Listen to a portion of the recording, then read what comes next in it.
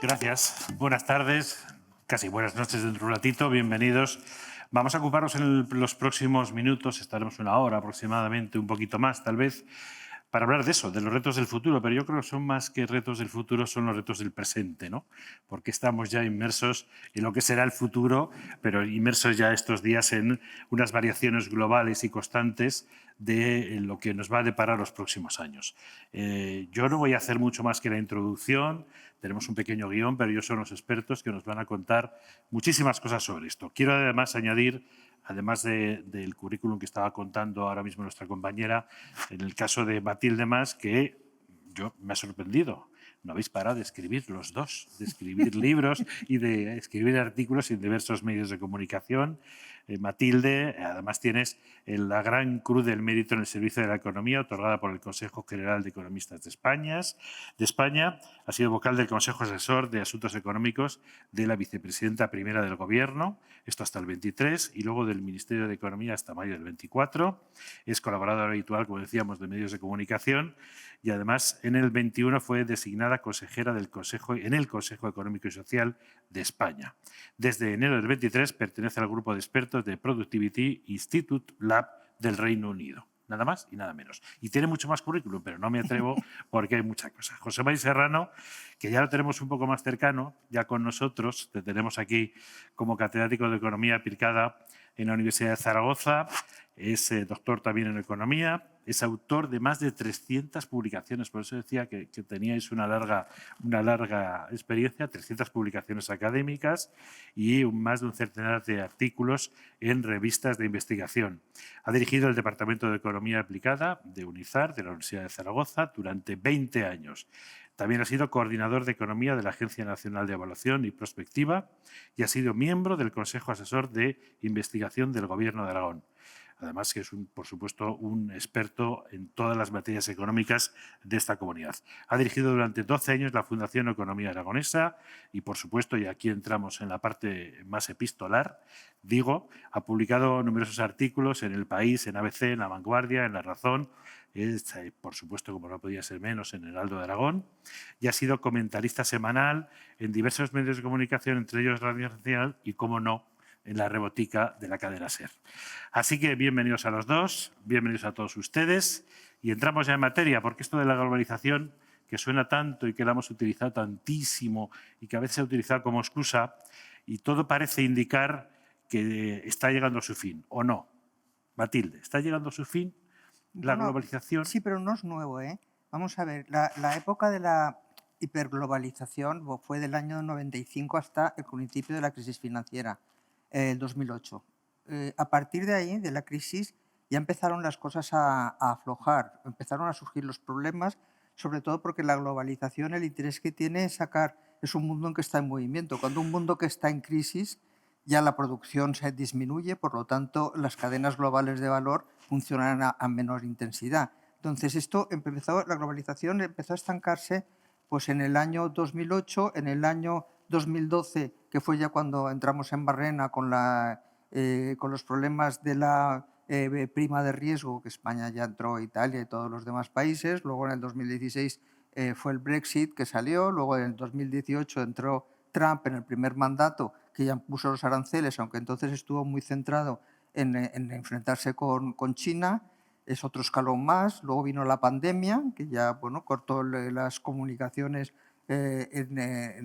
para muchos de los países, porque primero no se podía comerciar. Después vino la guerra de Ucrania, que también afectó, por ejemplo, la energía procedente de Rusia, que hubo que reconstruir otra vez las cadenas globales de suministro. Y ahora, ya tenemos Trump, que ya, digamos, es un paso más. Lo que pasa es que es de malos modos, pero es un paso más el que ha puesto en un proceso que ya era largo. Entonces, aquí la pregunta es, una vez estamos así, ¿qué es lo que habría que hacer? De Trump vamos a hablar muchísimo en esta hora más adelante, de muchísimo. José Mari, siguiendo con el tema, pero además yo quiero añadir, hemos pasado de esa globalización que estábamos hablando a tal vez estemos hablando ahora mismo de una colonización de aquellas economías emergentes, y me refiero a los chinos que están comprando la mitad de África, que están comprando las materias primas del mundo, están colonizando de alguna manera también hemos pasado de la globalización en el que todo el mundo estaba revuelto a llegar a una colonización hoy? Bueno, eso forma parte también de la globalización o de una parte de la globalización, ¿no? Pero déjame añadir una cosa a lo que decía Matilde. La globalización es propia. Esta no es la primera globalización que conocemos en economía. Los economistas hablamos de esta como de la segunda globalización. Hay otra etapa también de globalización que fue la que vivió el mundo aproximadamente desde mediados del siglo XIX hasta la Primera Guerra Mundial. Acabó bruscamente y abruptamente con la Primera Guerra Mundial.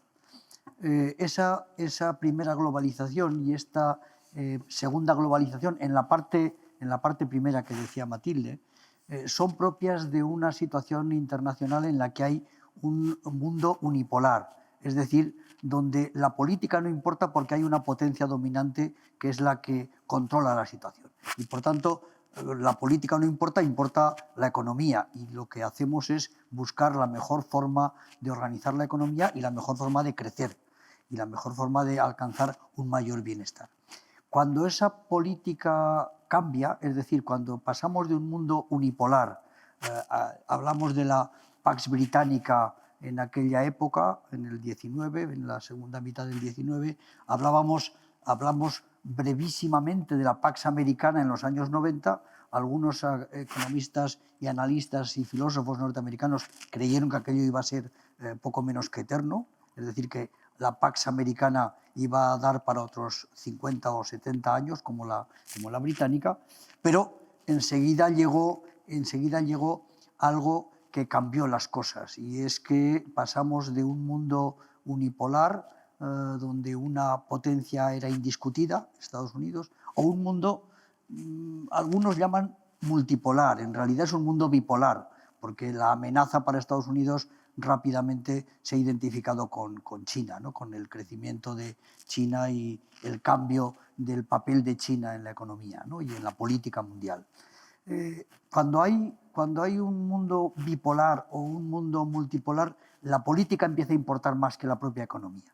Empezamos a pensar que eso de la seguridad no está garantizado, que lo de la defensa, por consiguiente, es importante, que las cadenas de suministros necesitan también tener seguridad en el suministro, por una parte, y por otra parte, alguien que defienda los tráficos, alguien que defienda el tráfico de unos países y a otros, ¿no? De modo que en ese momento empiezan a cambiar las cosas y la globalización empieza a entrar en una barrena en declive, ¿no? Empieza a pasar a una etapa en la que ya no es la globalización que nos parecía brillante en el siglo XIX o en el siglo XX. Para que tengamos una idea, en el siglo XIX ocurrió algo parecido. En ese momento el mundo unipolar, el mundo británico, empezó a verse amenazado a finales del XIX cuando dos países, uno Estados Unidos precisamente y otro Alemania, empezaron a crecer más rápidamente que Gran Bretaña. Y cuando empezaron a crecer más rápidamente que Gran Bretaña, en Gran Bretaña, a principios del siglo XX, en las primeras elecciones que se celebran en el siglo XX, los proteccionistas estuvieron a punto de ganar. Gran Bretaña había sido la gran defensora del libre cambio y de repente los proteccionistas habían empezado a ganar porque Gran Bretaña veía que aquello del libre cambio no le garantizaba seguir siendo la primera potencia. Algo parecido es lo que está pasando ahora y por consiguiente algo parecido está ocurriendo con la globalización. Esta segunda globalización también tiene sus días contados. Es verdad que si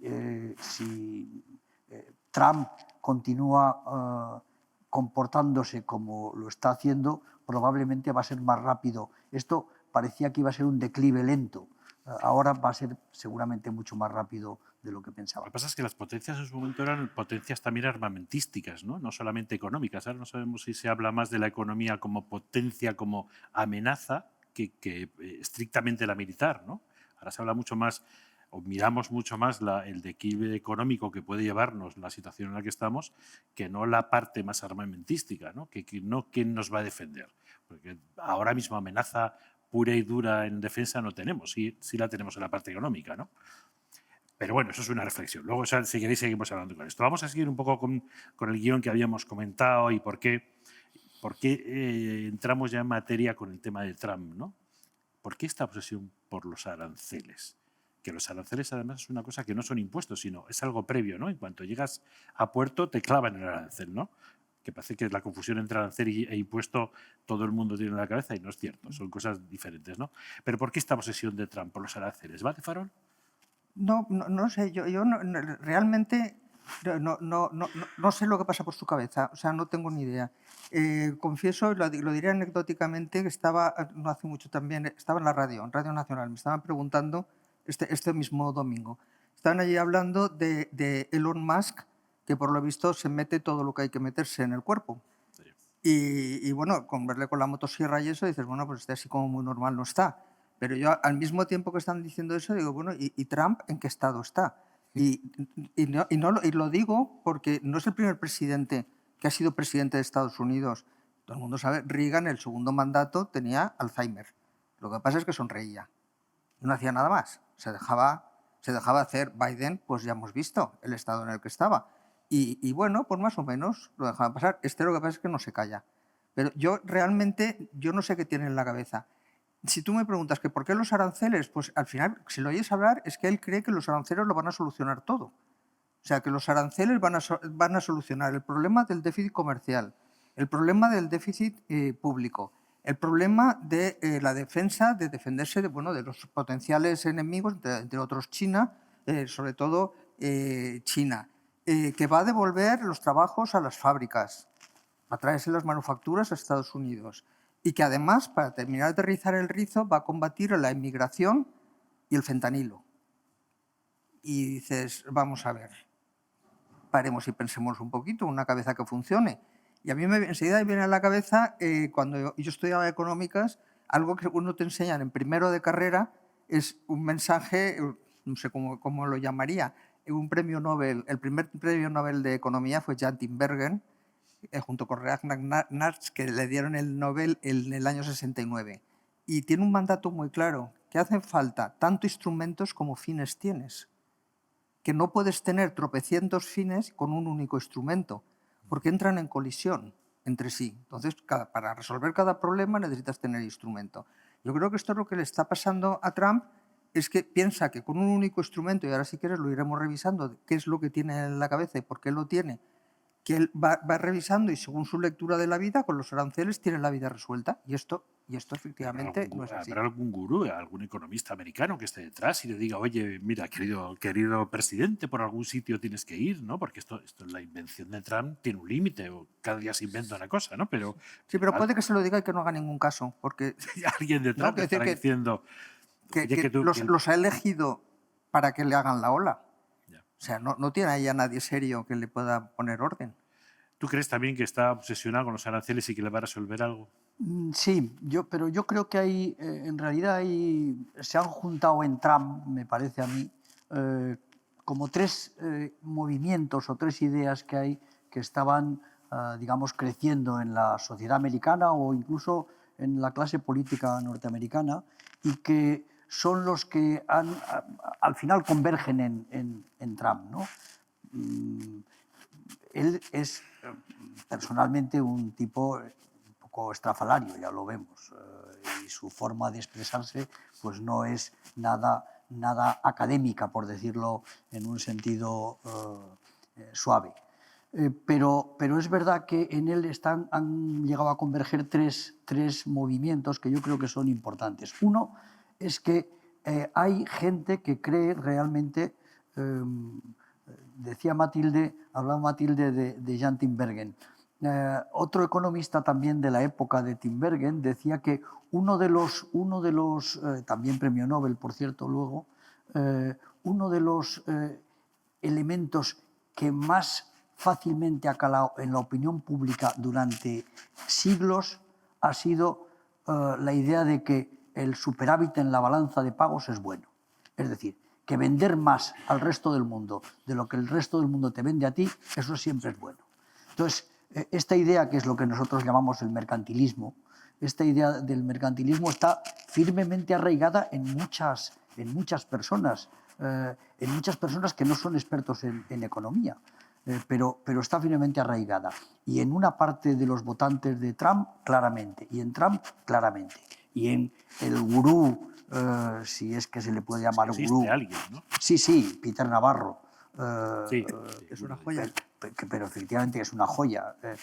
Cuando se le acusó a Trump el 2 de abril de que no se le entendía bien qué era aquello de los aranceles recíprocos, Peter Navarro escribió un artículo en el Financial Times y aún lo dejó más confuso. O sea, lo que Trump no había sido capaz de explicar, la explicación de Navarro, que es un catedrático de economía, para que no parezca que es, aunque sea tirarnos piedras a nuestro tejado, pero para que no parezca que es simplemente una persona que no sabe o no tiene por qué saber del tema.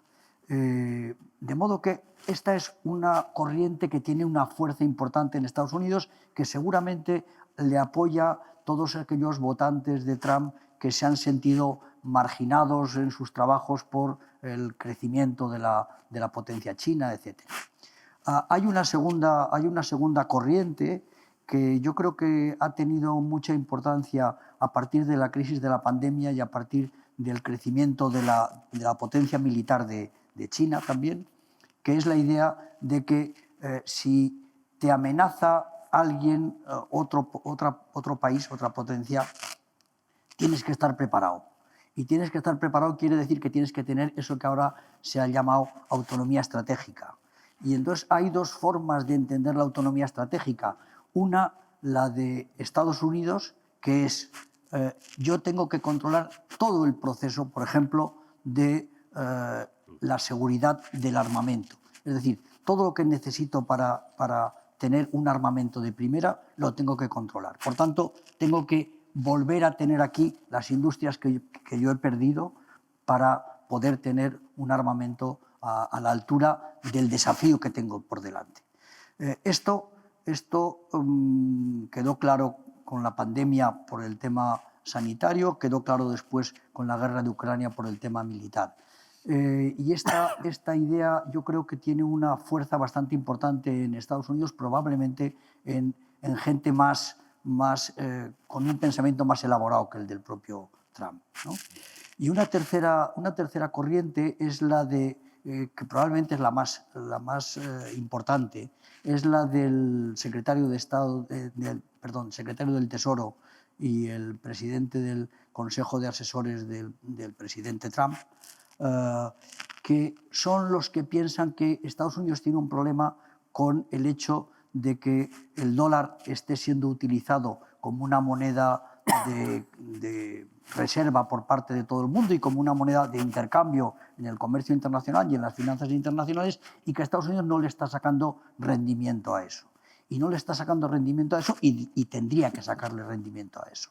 Y entonces esta gente, con un informe que hizo Stephen Miran, que es el presidente del Consejo de Asesores Económicos, lo dejaba muy claro. Lo que hay que hacer es conseguir que la gente pague por usar el dólar. Y la gente ha de pagar por usar el dólar porque esto es lo que llamamos los economistas, esto es un bien público que estamos dando los Estados Unidos al resto de la humanidad y que no nos están reconociendo. Como además el dólar se utiliza mucho, el dólar tiene un valor que excede al que tendría en una balanza de pagos normal y por consiguiente lo que hay que hacer es obtener un rendimiento de ese papel que juega el dólar. Todo lo que está viendo Trump, todo lo que está diciendo Trump, imaginemos que finalmente lo consigue, ¿no? Y los aranceles que ha dicho que va a poner, los pone. Eso va a tener un efecto brutal sobre la inflación y sobre el déficit del país, ¿no? Sí, yo quería hacer un pequeño comentario a lo que acaba de decir José María. Yo creo que el argumento yo es que desconfío no sé de qué desconfío, pero desconfío de casi todo. Lo primero es si les funciona la cabeza o no les funciona. Mi primera desconfianza es cómo puede uno engañarse a sí mismo de esta forma de pretender engañar a los demás, porque el hecho de que sea el dólar, sea la moneda de reserva, le está permitiendo financiarse sus déficits y alegremente, porque si no, nadie les prestaría. Si tú tienes un déficit, es que debes dinero. Y si debes dinero, Pues por alguna razón, quiero decir ¿y por qué te voy a aguantar yo que me estés debiendo dinero? Porque me interesa el dólar, y me interesa el dólar porque es una moneda de reserva que hasta ahora ha sido una cosa solvente, que te podías fiar, y ahora no te puedes fiar. Entonces, yo no sé a qué están jugando. No sé a lo que están jugando porque dices, me tienes que pagar por utilizar el dólar. Y dices, bueno, vamos a ver, ahora de lo que estamos hablando es si me interesa tener dólares. Hemos cambiado el escenario. Yo sí creo que no son conscientes en el lío que se ha metido de una persona que está diciéndose que no es de fiar. ¿Cómo va a ser? Te vas a fiar en el dinero, que es lo que uno más cuidado se lleva con todo, y los bonos del tesoro, que está en manos de una persona que hoy es como la yenca, un pasito adelante, un pasito detrás. Entonces, yo creo que no se están enterando muy bien de lo que está pasando y la pérdida de confianza que hay en el mundo y los movimientos estratégicos que hay de decir, bueno, es el momento de sustituir al dólar. Este es el momento. Y la Unión Europea se lo está planteando y lo dice con toda la mayor claridad del mundo, y cada vez hay más propuestas de que la timidez que ha tenido Europa, que ha dejado la defensa en manos de los americanos y las finanzas, el dólar, en manos de los americanos también, y no se sabe muy bien por qué, porque como tamaño de país, desde luego no como potencia tecnológica, eso sin duda, pero como magnitud del mercado, que al final lo que necesita es el dinero para hacer transacciones de mercado, no se andan muy lejos en tamaño. Entonces, lo que se está planteando Europa muy claramente es decir, vamos a ver, aquí estamos, y bueno, lo decía Letta y lo decía Draghi, aquí tenemos un problema con el mercado de capitales. No hay un mercado de capitales que funcione único dentro de la Unión Europea. Y eso es lo que habría que hacer. Y este es el momento. ¿Y el momento para hacer el qué? Pues el momento para sacar primero, financiar los grandes proyectos de defensa con eurobonos, que están respaldados por el Banco Central Europeo y por todos los países. No están respaldados por el gobierno de España, el francés o el alemán. Que es el momento de entrar a lo grande. Y bueno, si quieres seguir lloriqueando y diciendo que es que yo os pongo los dólares, pues mira, no, muchas gracias. Lo del presidente canadiense, muchas gracias. Hasta ahora nuestra relación ha sido buena, todo ha estado bien, hemos hecho buenos negocios. A partir de ahora tú vas por tu lado, yo voy por el mío y ya veremos a ver qué es lo que sale. Pero ves mucha valentía con la selección de los europeos, ¿eh? Mucha valentía para enfrentarse al todopoderoso hermano americano, ¿eh? Yo creo que es el momento. Yo creo que es el momento y vamos a ver, puedo tener las mismas dudas que tienes tú porque la Unión Europea no ha demostrado que, sobre todo porque no funciona al mismo paso. La cuestión no siempre es la más importante, lo único que... Exacto, que tienes problemas, antes estamos hablando, luego si quieres volveremos a sacar el tema del problema de los populismos y la falta de unión, pero es que o tiramos para adelante o desaparecemos nosotros también. Y Estados Unidos no está en su mejor momento. No está en su mejor momento porque ¿en qué cabeza cabe que un país cuyo poder es la tecnología, es el conocimiento, se vaya contra las universidades y que eche a todos los que todos están, captar talento, queremos que venga el talento, y dicen, no, yo los tiro. Dices, pero vamos a ver. Pero el ciudadano americano, hablando de los aranceles, y volviendo un poco a la pregunta que estábamos, ¿el ciudadano americano es consciente de lo que va a significar para ellos la inflación que puede venirles, la caída y el crecimiento que puede verse tocado absolutamente por esto que está haciendo Trump? ¿Creéis que el ciudadano americano va a entender esto? ¿Son capaces de entenderlo? No, pues Mariano. No me voy a convertir yo aquí ahora en portavoz del ciudadano americano medio. Lo entiendo, pero va a influir. Vamos a ver, yo creo que lo que está haciendo Trump es algo que él mismo no tiene perfectamente calculado. Y por consiguiente, como no lo tiene calculado, como decía Matilde hace un momento muy gráficamente, es como la yenca, un pasito adelante, un pasito atrás. El 2 de abril sale con los aranceles recíprocos. El 3 de abril da 90 días. El 7 de abril se los pone a China hasta arriba. El 15 de abril China le ha contestado y él otra vez. En el mes de mayo se ha acabado el arancel con China. Sí, pero hoy el 50% sí, al acero y el... Otra vez. Bueno, Sí, pero mañana no lo sabes. mañana no, entonces, bueno. La semana pasada era Europa la que iba a tener un arancel del 50%. Eso es. Tenemos hasta el 9 de mayo. No se sabe. ¿Qué es lo que le está haciendo cambiar el paso en todo caso, ¿no? La impresión es que el mercado más sensible y el punto más sensible que tiene el sistema económico norteamericano, porque el sistema económico norteamericano, lo decía hace un momento Matilde, tiene un problema muy serio con la necesidad de ahorro exterior, porque el sistema norteamericano tiene en este momento una deuda pública que es mayor en proporción que la española. Tiene un déficit presupuestario que es mayor en proporción, el doble, exactamente, que el español. Tiene un proyecto de ley que acaba de ser aprobado en el Congreso y que ahora ha de pasar por el Senado, que según Musk es tal disparate como nunca se había visto en la política norteamericana. Ese proyecto, dicen los que han hecho cálculos sobre el tema, que garantiza un aumento de la deuda pública en los próximos años, de la deuda pública norteamericana en los próximos años, muy considerable. En este momento la deuda pública norteamericana, para entendernos, es el 127% del PIB norteamericano. Nosotros estamos alarmados con la nuestra, que es el 101%. Pues están en el 127% del PIB norteamericano, que proporcionalmente también es mucho mayor que el nuestro. De modo que probablemente lo único que puede hacerle cambiar es lo que le hagan ver los que piensan que una parte importante de esa deuda pública norteamericana está en manos de extranjeros, y esos extranjeros chinos, por ejemplo, como gobierno chinos, pero también como inversores privados europeos. Draghi decía que todos los años van desde Europa a Estados Unidos unos 300.000 millones de euros de ahorro europeo a inversiones en Estados Unidos. De modo que una parte también está en manos de europeos, pero de europeos privados en este caso, ¿no?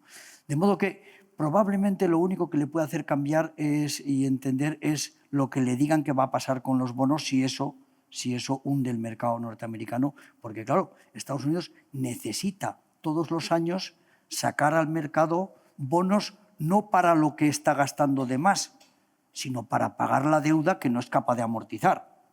Por tanto, necesita una parte muy importante de eso. Para que tengamos una idea, el Tesoro español saca este año 278.000 millones de euros al mercado. Necesita ahorro que le compre alguien que tenga ahorro por 278.000 millones de euros.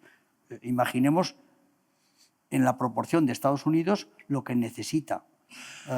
Para España, una parte importante se lo compran ahorradores extranjeros. A Estados Unidos, una parte muy importante se lo compran ahorradores extranjeros. Si eso se les hunde, Estados Unidos va a tener problemas. De hecho, una empresa importante como Moody's acaba de quitarle la máxima calificación a la deuda pública norteamericana, cosa que no había pasado nunca. Eso es gravísimo. Eso es muy duro, ¿no? Para un Estado que le quite la triple calificación, ¿no? Que es la que le estaba dando Moody's, ¿no? Bueno, me parece que es una cosa que no hayan visto nunca, ¿no? No, y sobre todo se va acompañado del comentario del propio Moody's diciendo, bueno, y esto siempre y cuando se mantenga el Estado de Derecho y la separación de poderes.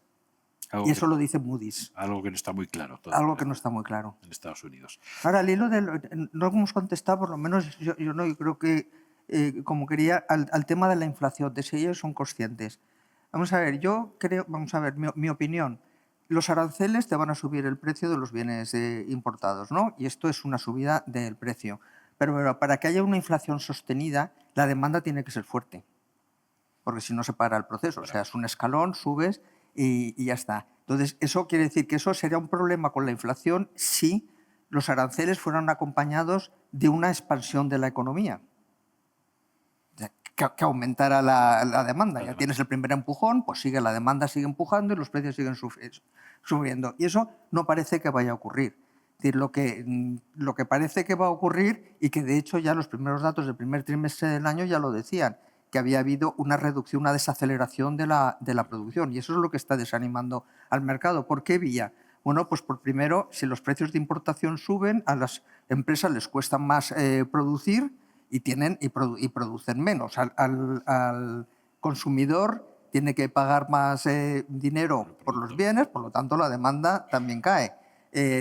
Lo más normal es que si tú te pones chulito como se ha puesto Trump, pues tengas represalias, que te contesten y que te pueden contestar devolviéndote por los aranceles unos, otros pues por otros medios. Pero si te devuelven poniéndote los mismos aranceles, pues tus exportaciones van a caer, por lo tanto tu demanda va a caer. Y cuando las cosas se ponen mal, todos sabemos que la bolsa cae. Y la bolsa es la que financia la inversión. Financia la inversión y además los americanos, nosotros aquí en España o en Europa hay menos costumbre, pero los americanos tienen los ahorros en la bolsa y de esto se van a enterar. Sí. Y se están enterando ya. Lo están viendo. Claro, lo están viendo. Y luego, para mí, el fenómeno más grave de todos es que tienes la caída en la demanda agregada, tienes la desaceleración económica en un mundo de absoluta incertidumbre. La incertidumbre va contra todo. O sea, nadie va a llevar adelante proyectos de inversión. Dices, ¿dónde te van a colocar? Pues no lo sé. Y si no lo sé, pues sálvese el que pueda. Oye, esta idea peregrina que tiene este hombre, esta de las muchas ideas que tiene Trump, que habría que escribirlas. Bueno, de hecho, algún periódico las escribe, ¿no? Desde las mentiras hasta sus ideas. Esta idea peregrina que dice, bueno, si ustedes quieren que su economía funcione, fabriquen en Estados Unidos. O sea, la BMW que deje de su fábrica en Múnich y se la traiga aquí a Ohio y entonces estaremos todos encantados, ¿no? Ya no habrá aranceles y jugaremos. Esto va a ocurrir, esto va a conseguir algo, va a conseguir que eso ocurra. ¿Consideráis que eso es algo viable o es otra de las brillantes ideas del personaje? Bueno, es una de las muchas contradicciones que tiene toda su estrategia y toda su política, ¿no? Porque para que eso ocurriera debería tener en este momento Estados Unidos mano de obra suficiente. Y Estados Unidos está en pleno empleo, prácticamente. De modo que por esa parte lo va a tener complicado. Bueno, y un porcentaje lo está llevando fuera del país. Bueno, efectivamente, fuera del país. Y por si fuera poco, además no quiere inmigrantes, o sea que no va a reponer esa mano de obra que le falta, ¿no? Fácilmente. Así que por esa parte lo tiene complicado. Por la otra parte también lo tiene complicado porque, como hemos dicho hace un momento, para esas inversiones se necesita ahorro. Y él está dando ideas de que, como no es confiable, probablemente eso pueda animar poco a las empresas a invertir en Estados Unidos. En este momento ese proyecto de presupuestos que se acaba de aprobar en el Congreso contiene una amenaza de poder intervenir sobre la repatriación de beneficios de las empresas extranjeras que inviertan en Estados Unidos. Bueno, con cláusulas tan peregrinas como si las empresas norteamericanas son maltratadas fiscalmente en los países de origen de esas empresas. Eso significa, por ejemplo, que como Trump considera que cuando una empresa norteamericana por lo que hace en Europa paga el IVA es un arancel, no es un impuesto que lo pagan las propias empresas europeas, sino que para Trump eso es un arancel, pues a lo mejor las empresas europeas están sometidas a esa posible represalia. De modo que es todo perfectamente contradictorio, en efecto. Sí, yo añadiría más que yo estoy con José María, ¿de dónde vas? Sí, ¿de dónde vas? O sea, ¿para qué vas a llevar a decir que las empresas extranjeras inviertan allí cuando estás diciendo a los inmigrantes que se vayan, que no tienes mano de obra y sobre todo por una razón mucho más potente? Es que los sueldos de Estados Unidos, pues no sé qué proporción son de los mexicanos. Es decir, que si llevarte la producción, tendría sentido llevarte la producción de lo que es lo que hasta ahora estaban haciendo. Es decir, es la maquinaria, todo lo que puede ser robotizable y que tiene valor añadido porque incluye conocimiento, todo esto es muy valioso que te lo lleves. Pero si lo juntas con su otra obsesión, que es recuperar el empleo de los que perdieron, de los trabajadores de cuello azul y la clase media no cobra lo que cobran los emigrantes, cobran otra cosa. Entonces, ¿cómo van a ser competitivas estas empresas? Es decir, vete, instálate, paga el salario que se paga en Estados Unidos y compite en el mundo donde los salarios son otra cosa. Vende solo en Estados Unidos, ¿no? Es un poco lo que pretende, ¿no? Que Bueno, sea todo, pero ya se te ha acabado. todo el mercado Quiero interior, decir, ¿no? Es lo sí, que bueno, pretende. ya nos podemos meter todavía más en Claro. el ovillo.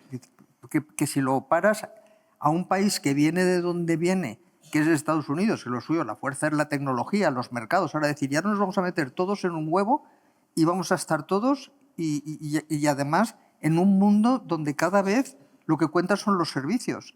Es decir, el empleo industrial está bueno, ya a tiempo ya que se va reduciendo en todos los países desarrollados, en Europa, y están siendo sustituidos por los servicios porque las manufacturas cada vez gastan más, descansan más en tecnología, en máquinas y demás, y menos en personas y en trabajo cualificado. Entonces, los trabajadores menos cualificados están en los servicios, que es lo que demandan las sociedades ricas. Es decir, es toda una confusión. Ya hemos llegado al punto en el que este señor está todo el día amenazándonos y todo el día diciendo que vamos a subir, va a poner aranceles. ¿Cómo reaccionamos? ¿Qué hacemos ante esto? ¿Qué es lo que tienen que hacer los países que se sienten amenazados? Aquel listado tan grande que hizo en la Casa Blanca, a todos estos países, a cada uno le ponía una cifra, que yo creo que fue casi de una forma arbitraria, ¿no? Vamos a ponerle a los chilenos el 14, a los españoles el 24 y al Reino Unido el 12, ¿no? ¿Qué es lo que deben de hacer todos esos países que ahora mismo él está jugando como una amenaza? Está amenazándoles, ¿no? Y ahora ya voy a hablar más de la vieja Europa. ¿Qué es lo que tenemos que hacer? Bueno, ese famoso listado Sí, aquel tabloide empezaba por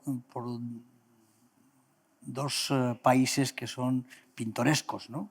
Que eran a los que más les ponía el arancel, que era un arancel del 50%.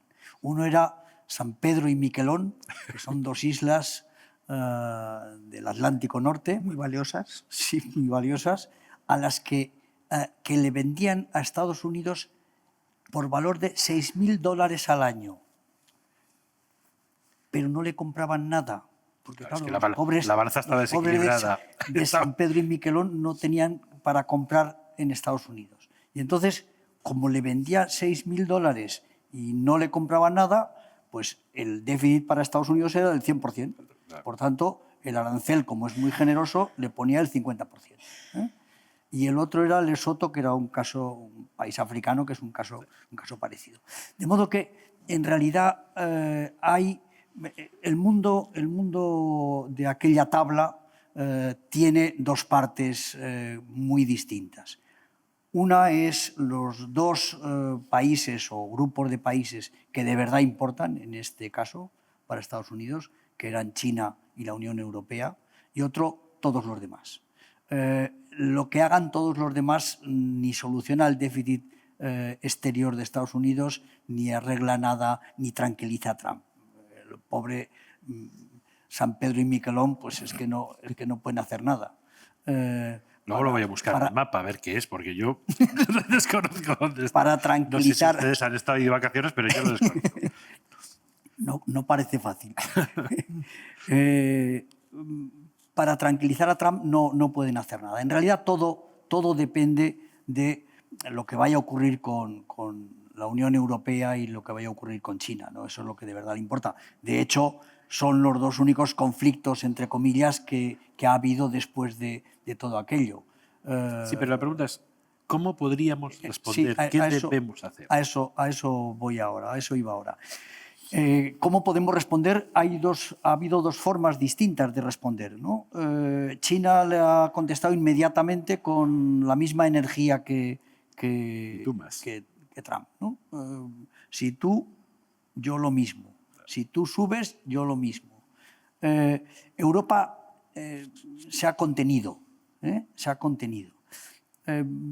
Yo tengo mis dudas de si se ha contenido por prudencia o porque no hemos sido capaces de llegar a un acuerdo o porque no hemos encontrado el medio de contestar enérgicamente a sus propuestas, ¿no? Porque en el fondo la respuesta de Europa solo puede ser una, solo puede ser una, que es la respuesta que ya estaba, como acaba de decir Matilde, que ya estaba en 2 informes que se hicieron el año pasado sobre Europa y no solo sobre la economía europea, aunque eran 2 economistas, pero no solo sobre la economía, sino sobre Europa en general, ¿no? Que era el informe de Enrico Letta y el informe de Mario Draghi. En los 2, la conclusión, para decirlo en 2 palabras, la conclusión es: solo hay un remedio: más Europa. Más Europa quiere decir más integración, más capacidad de tener un gobierno europeo que tome decisiones, pero que tome decisiones. Claro, si todas las decisiones las tenemos que pasar por el Consejo Europeo y el Consejo Europeo tarda unos meses en reunirse y más meses en llegar a un acuerdo unánime o por mayoría cualificada, pues Se acaba la legislatura de Trump, ¿eh? Como sigamos así, acabamos la legislatura de Trump. A Europa le cuesta todo un paso, es una cosa lentísima, ¿no? Bueno, por eso le ha puesto nervioso y ha dicho eso del 50% si no llegan a un acuerdo antes del día 9 de julio. Yo diría ¿Tú eres agresiva, más agresiva? No, yo creo que hay que tomárselo con calma. O sea, no quieres hacer con Canadá, que ha dicho yo, me No, es pararte a pensar y decir, vamos a ver, ¿cómo puedo hacer más daño? Entonces, Trump, en la contestación, claro, y ahora estoy hablando ya no de Europa, sino en general. Trump juega con una baza, que es la que él se cree sus verdades, lo cual, pues bueno, todo el mundo tiene derecho a creerse sus verdades, no seré yo quien se lo discuta. Pero una de sus verdades es decir que, bueno, que el sector exterior para Estados Unidos tiene una importancia mucho menor de lo que tiene para Bruselas, para Bélgica. Bélgica es un país muy grande, es muy dependiente. Estados Unidos puede vivir bastante cerrado porque no necesita muchas importaciones. Y esto está claro. Entonces, como yo tengo menos que perder de lo que tenéis vosotros, entonces me voy a meter por donde vosotros tenéis más que perder, que es en el comercio de bienes y servicios. Pero se olvida de una cosa, que aparte del mercado de bienes y servicios está el mercado de capitales. Y volvemos a lo que estábamos hablando antes. El mercado de capitales, pues el 25% de la deuda americana está en manos de extranjeros. Entonces, bueno, y las empresas americanas están financiando con el dinero de los capitales de todo el mundo, que era una de las quejas de los informes Letta y Draghi. Dicen, muy bien, pues tú vas a gravarme a mí los bienes y servicios y yo te voy a gravar a ti los capitales. ¿Cómo voy a hacer esto? No, esto no es complicado. Quiero decir, es en el sentido de decir, vamos a ver, si tú quieres comprar deuda americana, esto tiene un impuesto del 25%. Exacto. Y un español que quiere comprar deuda americana o quieres comprar acciones extranjeras, pues tienes este impuesto. Entonces, por supuesto, si quiere colocar la deuda que hasta ahora la está colocando tan cómodamente, tendría que subir los tipos de interés. Y le va a salir un poco complicado financiarse toda la animalada. Estaba José María ahora mismo diciendo la dimensión del déficit de Estados Unidos y de la deuda, pero es que se lo está financiando porque creíamos en el dólar. Pero ahora, dices yo, no de tu deuda, vamos a ver si encuentro. Y lo que la gente está haciendo es buscando a ver qué otras alternativas puedo hacer. Me puedo ir al oro, me puedo ir a qué otros bienes pueden actuar de refugio en una situación como esta y huyendo del dólar. Pero la alternativa es tú me grabas los bienes, yo te grabo los capitales, pongo los intereses y veremos a ver quién saca más de este asunto. Eso en línea general. Luego, en lo que respecta a Europa, Europa se hizo un listado, yo creo que tenía como 2.000 medidas, tenía preparadas y no las ha sacado, digamos, no las ha puesto en funcionamiento, pero todavía no han terminado de negociar los aranceles. Pero medidas también de aquello de decir que cómo puedo hacer más daño. Inicialmente, la forma más clara de hacer daño es por la dimensión del mercado. O sea, la Unión Europea es un mercado muy grande y bueno, se puede aprovechar de esa ventaja. ¿De qué forma? Pues los primeros a quien meterles mano son las grandes empresas tecnológicas, que son las que están apoyando a Trump, aunque parece que ahora ya van un poco de salida, ya están menos contentos. Pero bueno, tú colaboraste a esto, pues vamos a hablar y vamos a ponernos a hablar en serio. vamos a poner en serio. Hay medidas de todos los colores. Hay medidas como decir, por ejemplo, porque no podemos hacer, ellos necesitan el mercado español, el mercado europeo, perdona. ¿Por qué no vamos a ponerle un impuesto sobre la riqueza al señor Elon Musk? Y si no lo paga, el impuesto sobre la riqueza, no podrá vender Teslas en la Unión Europea. Por ejemplo. Al resto de las multinacionales, pues vamos a ver, la Unión Europea somos los grandes reguladores. Pues si tú quieres vender tus productos en la Unión Europea, pues vas a tener que conservar, pues nosotros tenemos nuestro propio modo de pensar y no nos gusta que invada nuestra privacidad, no nos gusta que no haya competencia, por lo tanto vamos a hablar de que tú para operar aquí, en este mercado, vas a tener que cumplir con la regulación europea. Y esto claramente te lleva a una situación para mí bastante curiosa, que es que las reglas de la Unión Europea y las reglas de Estados Unidos no son las mismas. No son las mismas, pero hay una que es muy peculiar y que puede hacer mucho daño, que es la de las LGTBI, que solamente que no hay igualdad, que tal, toda la cosa, lo woke, que en Estados Unidos lo tienen cancelado. Las empresas que son, no se puede comerciar con empresas que sean discriminatorias, que tengan discriminación positiva. Entonces, ponte a chocar tu regulación con la mía y entonces vete despidiendo de este mercado si no entramos en razón. Me parece que Matilde es muy valiente. No sé si la escuchan en Bruselas, no sé si vamos adelante. No, ¿Crees pero que somos suficientemente valientes, José Mari, para hacer esto?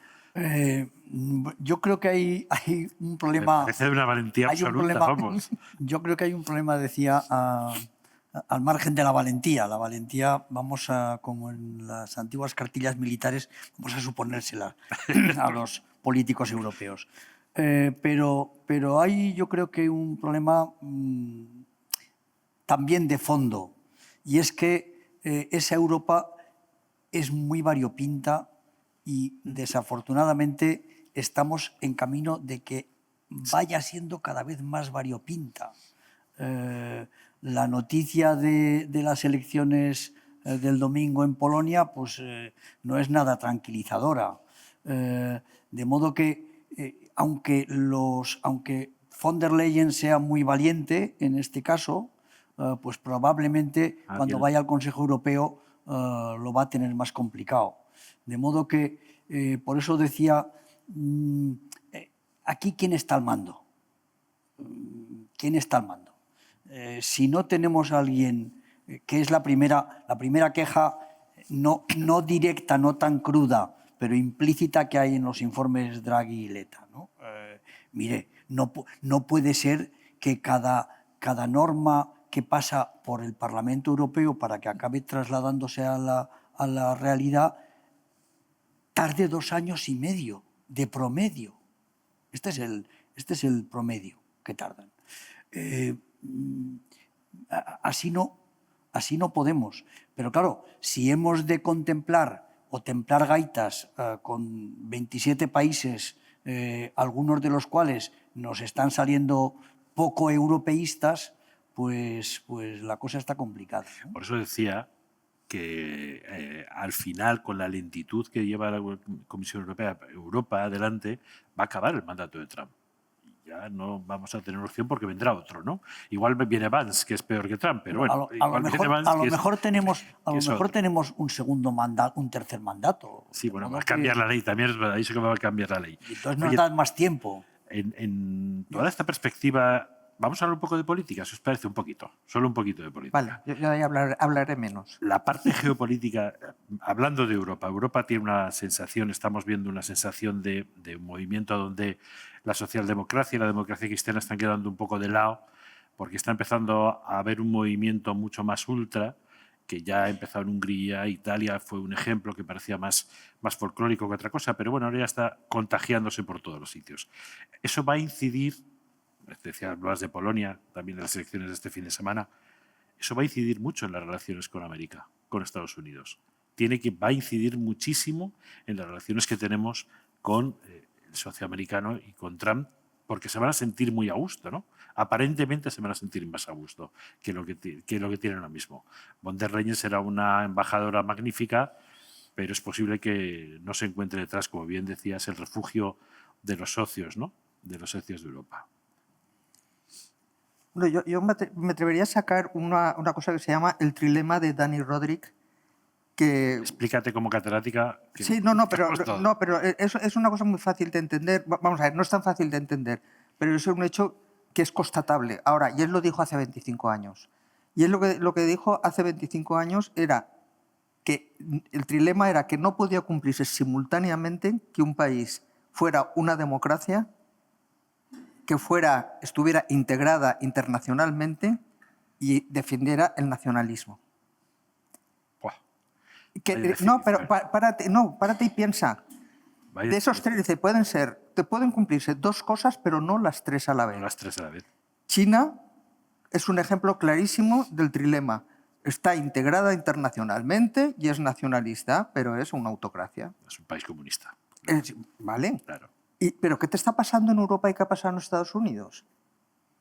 Que el proceso ha sido más lento, si tú quieres, pero supongo que estarás de acuerdo en que la democracia americana no es lo que era o lo que se creía que era. Es decir, estás yendo, tú mismo acabas de decir, y ir a un tercer mandato. Pues si es un tercer mandato, pues ya sabemos eso lo que significa. La democracia, pues llámala democracia o llámala como quieras, pero eso hace mucho tiempo que está, para mí, lejos de ser lo que se entiende por una democracia como la de la Constitución de los Estados Unidos de América. ¿Y qué es lo que está pasando en Europa? Que cada día tienes más países donde el trilema se cumple. Y dices, no es compatible, las tres cosas no son compatibles. Entonces, si quieres mantener una postura nacionalista y quieres integrarte en los mercados, no vas a ser una democracia. Y si quieres ser una democracia, entonces tendrás que elegir.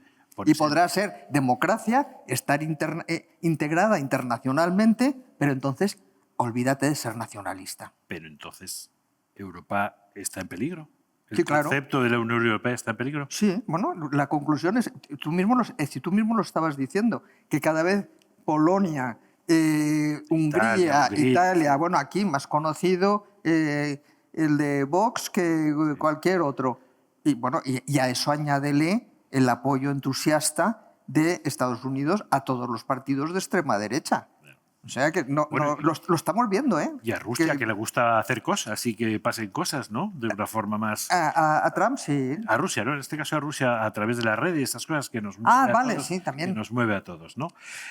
Bueno, pues es una situación un poco complicada, ¿no? La que nos viene. Oye, Sí. hay como actores pasivos en todo esto, porque hemos hablado de Europa, hemos hablado de Estados Unidos, pero hay como actores pasivos que están por ahí, ¿no? ¿Qué pinta Rusia? ¿Qué pinta China? Bueno, ya sabemos un poco lo que pinta China. ¿Y qué pinta la India, ¿no? Que son tres elementos un poco... Parece que ahora nosotros miramos mucho a Estados Unidos nos mira mucho a nosotros, pero aparecen esos otros actores de por medio, ¿no? Que son muy importantes, claro. Rusia tal vez no sea una potencia económica ahora mismo y está metida en un lío impresionante, pero sí China y sí la India, que es un factor callado, ¿no? Bueno, José María. Desde luego, estoy de acuerdo con el diagnóstico. Rusia no es comparable a estos efectos. Rusia solamente tiene dos argumentos que son no menores, pero son solo dos argumentos difíciles de utilizar también, ¿no?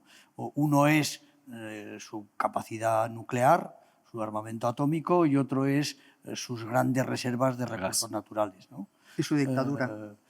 Bueno, y su dictadura, pero eso no lo veía yo como uno de los... No, pero que es una autocracia. Sí. Que va a hacer lo que le dé la gana. Sí, pero quiero decir que no juega el mismo juego que los otros dos, ¿no? De los otros dos son también muy distintos entre sí. Porque aunque los dos sean los dos países más poblados del mundo y aunque los dos sean dos países que están creciendo de un modo muy intenso y muy rápido en los últimos años, el papel que han jugado y que están jugando es completamente distinto. China ha intentado integrarse en la economía internacional de un modo completo y partiendo de sus propios principios, naturalmente. Yo recuerdo que cuando salió el American First de Trump en la primera presidencia, yo escribí en algún sitio que China no necesitaba decir China First. Ya estamos. Era su política. No hacía falta que lo dijeran, ¿no? Era su política de siempre.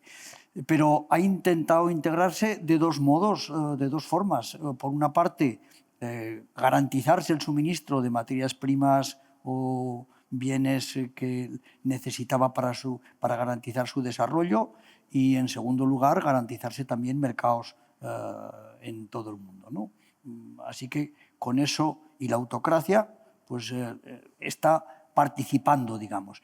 La India, en cambio, es un país que está creciendo, pero da la impresión de que no tiene una estrategia como China de largo plazo. No está pensando en cómo va a ser dentro de 30 años, excepto que lo que quiere es ser más rica, claro, y ser una potencia, pero probablemente solo le interesa ser una potencia no solo económica, sino también militar, para tener tranquilo a Pakistán y para tener tranquila también a China, que aparentemente son amigas, pero no tanto, ¿no? De modo que son dos países muy distintos, y yo creo que la India está viendo cuáles son las debilidades que ha tenido China y lo que le está costando a China en las relaciones internacionales, y está actuando de un modo mucho más discreto y mucho más opaco, ¿no? O sea, y lo que te quedan son el sur global y todos los demás países. Quiero decir que esos también se pueden coaligar. La India, estamos mirando a los muy grandes, pero tienes Sí, dos países que son ricos en recursos minerales, que son ricos en materias primas. Algunos tienen un nivel de desarrollo decente, pues Sudáfrica, pues Brasil. Todos estos países, ¿dónde se van a posicionar? Porque si nos vamos hacia los dos bloques, yo la India estoy también con José María, que por ahora no parece que tenga una estrategia tan de largo plazo como ha tenido China, es decir, vamos a ser los primeros. Voy a contar una anécdota, porque la descubrí yo ahora como 20 años, cuando se hizo las regatas, la Copa de América se hizo en Valencia. Y de repente apareció un velero chino, y los chinos nunca habían tenido nada que ver con la vela, desde hace 20 años. Y un periodista le preguntó, ¿y ustedes aquí? ¿Cómo es que están aquí si no tienen nada que hacer? Dice, ahora no, dentro de 20 años Ya verán ganaremos. ustedes. Claro, ya verán ustedes. Hemos venido a aprender. Claro. Eso tenía esa estrategia. Yo a India no la veo, pero sí que veo que hay, bueno, pues somos casi 200 países, no todos son igualmente relevantes, pero el posicionamiento de Turquía es bastante crucial, de cómo se posiciona, Sudáfrica, Brasil, algunos de estos, que yo creo que al final Europa, donde va a tener que buscar sus contactos, yo no creo que a Europa le interese rendirle pleitesía a China, porque le van a vender todo lo que no van a poder vender a América, y ahí lo tiene todo que perder. Necesita ser bastante más selectiva, plantearse mejor las sinergias, las necesidades que tiene de unos países, de otros, y los mercados a los que puede acceder, que puede que sea más complicado, pero más factible.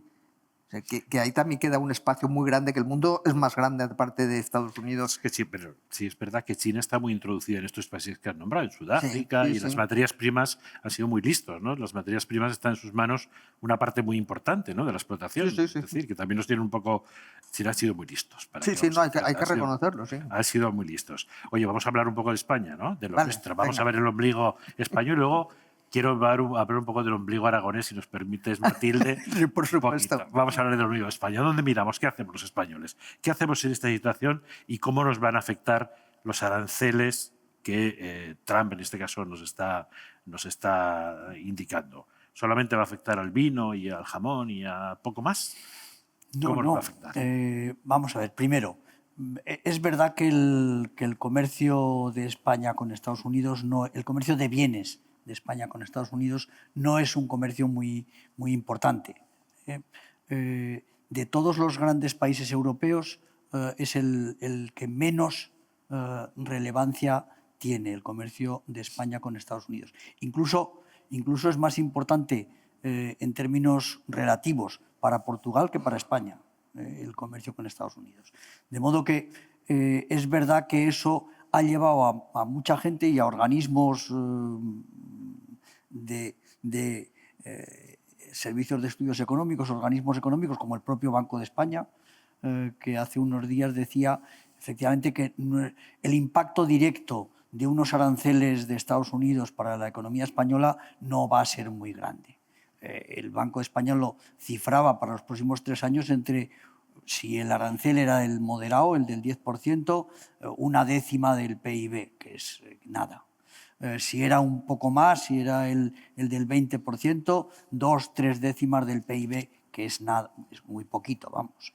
De modo que el impacto directo no va a ser muy importante.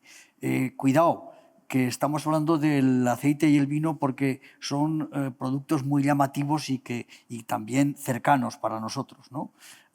Pero no es ese. Nuestro principal riesgo está en la industria farmacéutica.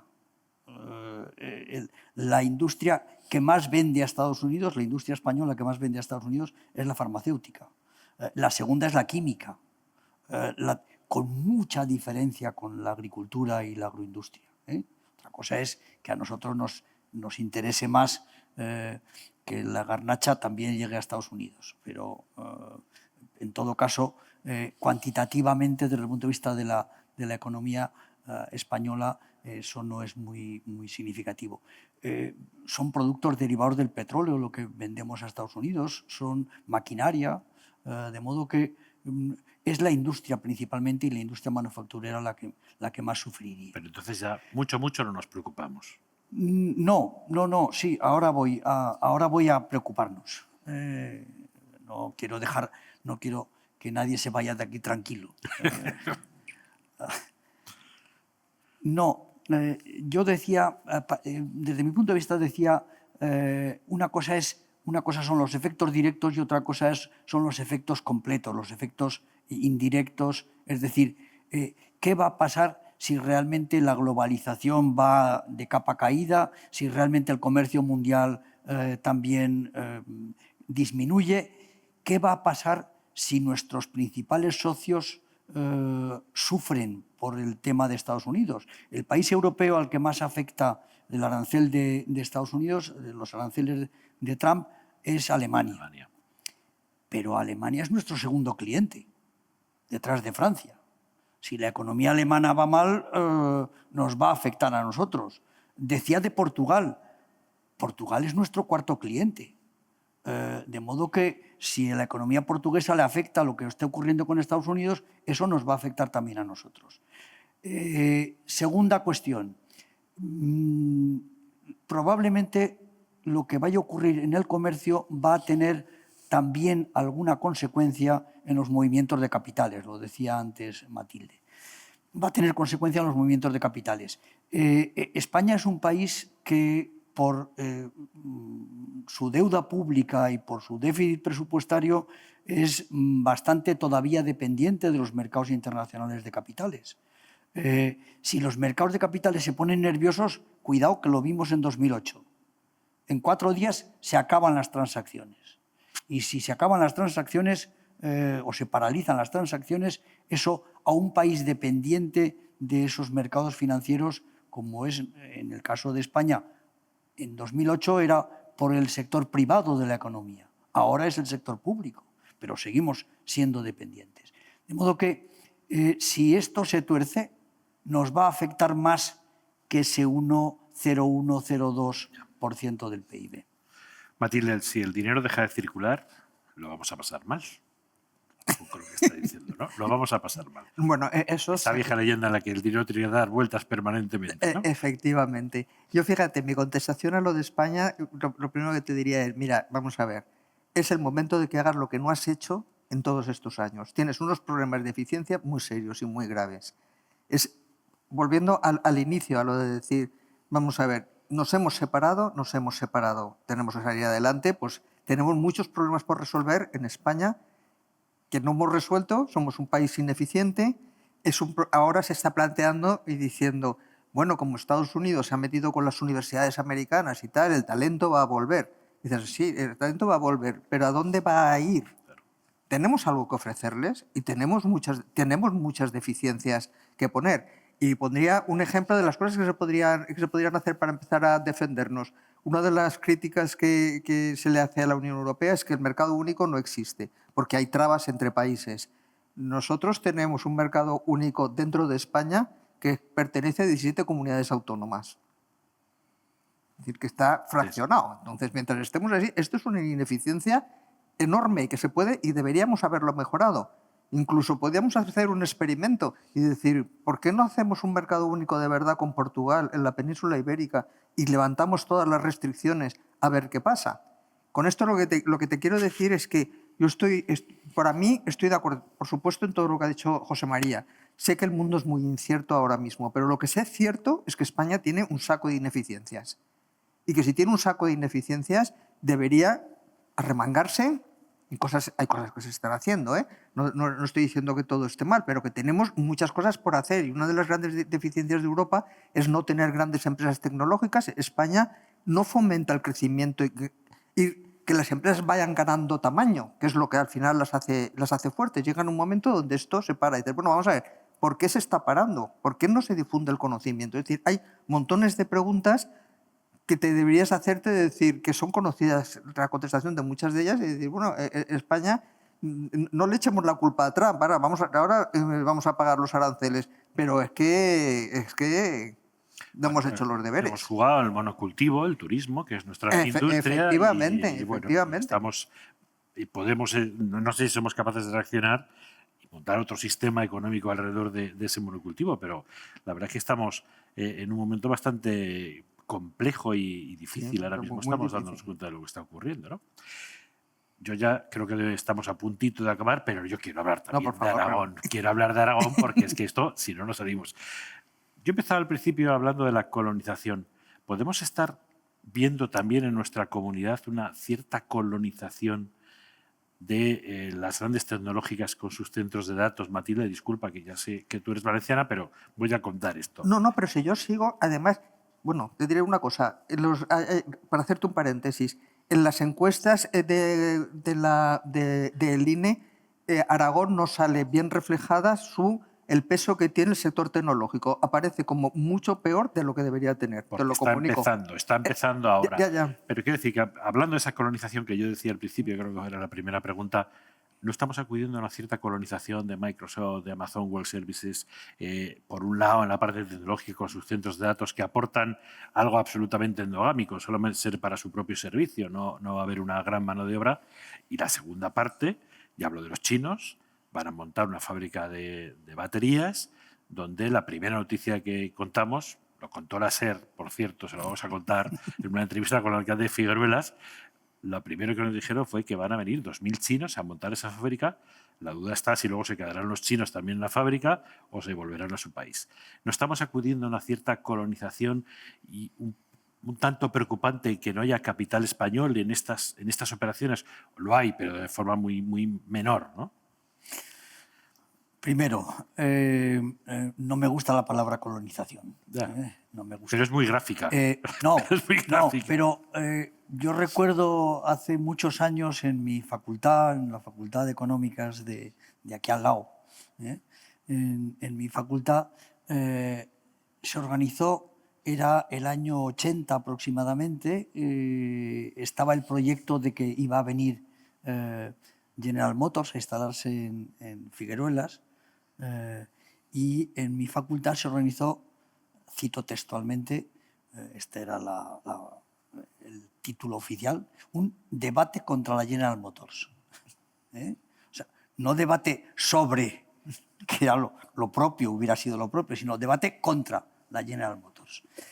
Lo digo porque en aquella época también había quien pensaba que aquello era abrir las puertas al capital extranjero y que eso no nos iba a reportar apenas nada más que los trabajos que en la fábrica se crearan, ¿no?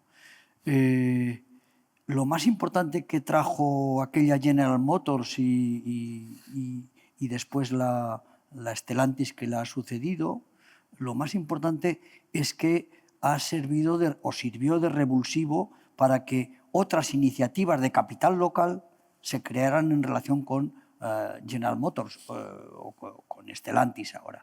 Hoy la industria auxiliar del automóvil es importante aquí y en parte con capital local por aquello. Por otro lado, ese tipo de empresas punteras tecnológicamente, aunque parezca que se difunden poco, acaban creando una cierta difusión de esa cultura de primer nivel, ¿no? Y eso es importante. Así que lo imprescindible es si somos capaces de conseguir que eso nos dé rendimiento. Es decir, que la llegada de empresas extranjeras punteras tecnológicamente nos deje algo aquí, nos dé rendimiento. Eso es un tema de negociación de los poderes públicos, pero es posible hacerlo.